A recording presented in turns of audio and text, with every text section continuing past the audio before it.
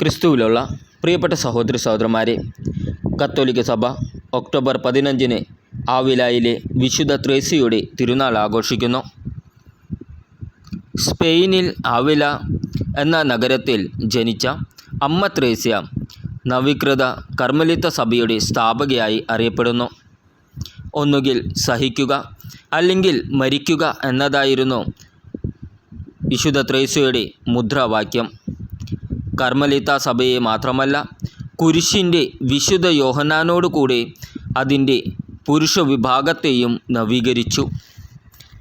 ലേഖനം വിശുദ്ധ പൗലോസ്ലീഹ ഹെബ്രായർക്ക് എഴുതിയ ലേഖനം 11-ാം അധ്യായം 11 മുതൽ 22 വരെയുള്ള വാക്യങ്ങൾ. തന്നോട് വാഗ്ദാനം ചെയ്തവൻ വിശ്വസ്തനാണെന്ന് വിചാരിച്ചതുകൊണ്ട് പ്രായം കവിഞ്ഞിട്ടും സാറ വിശ്വാസം മൂലം ഗർഭധാരണത്തിനു വേണ്ട ശക്തി പ്രാപിച്ചു. അതിനാൽ ഒരുവനിൽ നിന്ന്, അതും മൃതപ്രായനായ ഒരുവനിൽ നിന്ന്, ആകാശത്തിലെ നക്ഷത്രജ്വാലകൾ പോലെയും കടലോരത്തെ സംഖ്യാതീതമായ മണൽത്തരികൾ പോലെയും വളരെ പേര് ജനിച്ചു. ഇവരെല്ലാം വിശ്വാസത്തോടെയാണ് മരിച്ചത്. അവർ വാഗ്ദാനം ചെയ്യപ്പെട്ടത് പ്രാപിച്ചില്ല. എങ്കിലും ദൂരെ നിന്ന് അവയെ കണ്ട് അഭിവാദനം ചെയ്യുകയും തങ്ങൾ ഭൂമിയിൽ അന്യരും പരദേശികളുമാണെന്ന് ഏറ്റുപറയുകയും ചെയ്തു. ഇപ്രകാരം പറയുന്നവർ തങ്ങൾ പിതൃദേശത്തെയാണ് അന്വേഷിക്കുന്നതെന്ന് വ്യക്തമാക്കുന്നു. തങ്ങൾ വിട്ടുപോന്ന സ്ഥലത്തെക്കുറിച്ചാണ് അവർ ചിന്തിച്ചു കൊണ്ടിരുന്നതെങ്കിൽ അവിടേക്ക് തന്നെ മടങ്ങിച്ചെല്ലാൻ അവസരമുണ്ടാകുമായിരുന്നു. ഇപ്പോഴാകട്ടെ അവർ അതിനേക്കാൾ ശ്രേഷ്ഠവും സ്വർഗീയവുമായതിനെ ലക്ഷ്യം വയ്ക്കുന്നു.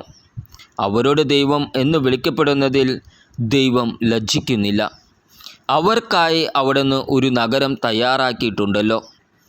വിശ്വാസം മൂലമാണ് പരീക്ഷിക്കപ്പെട്ടപ്പോൾ അബ്രാഹാം ഇസഹാക്കിനെ സമർപ്പിച്ചത്. ഇസഹാക്കിലൂടെ നിന്റെ സന്തതി വിളിക്കപ്പെടും എന്ന വാഗ്ദാനം സ്വീകരിച്ചിരുന്നിട്ടും അവൻ തൻ്റെ ഏകപുത്രനെ ബലിയർപ്പിക്കാൻ ഒരുങ്ങി.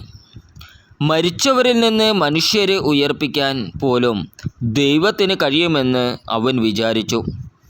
അതുകൊണ്ട് ആലങ്കാരികമായി പറഞ്ഞാൽ ഇസഹാക്കിനെ അവന് തിരിച്ചു കിട്ടി.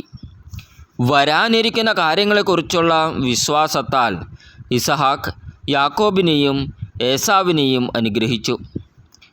ആസന്നമരണനായ യാക്കോബ് തൻ്റെ വടി ഊന്നിൽ നിന്ന് ആരാധിച്ചുകൊണ്ട് ജോസഫിൻ്റെ മക്കളെ ഓരോരുത്തരെയും വിശ്വാസത്തോടെ അനുഗ്രഹിച്ചു. ജോസഫ് മരിക്കുമ്പോൾ വിശ്വാസം മൂലം ഇസ്രായേൽ മക്കളുടെ പുറപ്പാടിനെ മനസ്സിൽ കണ്ടുകൊണ്ട് തൻ്റെ അസ്ഥികൾ എന്തു ചെയ്യണമെന്ന് നിർദ്ദേശങ്ങൾ കൊടുത്തു. നമ്മുടെ കർത്താവായ ഈശോ മിശിഹായ്ക്ക് സ്തുതി. ഇന്നത്തെ ദൈവവചനം വിശുദ്ധ ലൂക്കാ എഴുതിയ സുവിശേഷം 11-ാം അധ്യായം 37 മുതൽ 42 വരെയുള്ള വാക്യങ്ങൾ. യേശു സംസാരിച്ചു കൊണ്ടിരിക്കുമ്പോൾ ഒരു ഫരിസേയൻ തൻ്റെ കൂടെ ഭക്ഷണം കഴിക്കുന്നതിന് അവനെ ക്ഷണിച്ചു. അവൻ പ്രവേശിച്ച് ഭക്ഷണത്തിനിരുന്നു.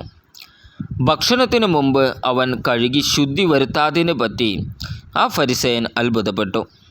അപ്പോൾ കർത്താവ് അവനോട് പറഞ്ഞു, ഫരിസേയരായ നിങ്ങൾ കോപ്പകളുടെയും പാത്രങ്ങളുടെയും പുറം കഴുകി വെടുപ്പാക്കുന്നു.